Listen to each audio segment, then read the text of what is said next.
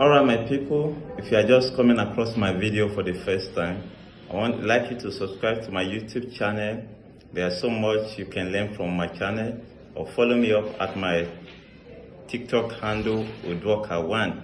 Okay, in our last series we talked about observing the personality of your boss, and when your boss is dealing with you, most especially in the area of communication, there are some bosses that use direct communication.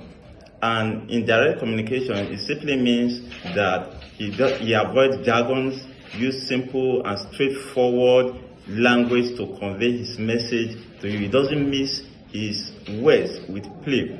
And it happens that you are a staff in an organization or a worker who mixes work with pleasure.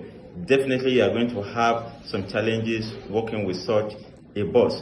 Okay, we are going to continue from here in our next series. If you have a question, just drop it at the comment section. Please share this video for other persons working in different organizations to learn from this. Thank you.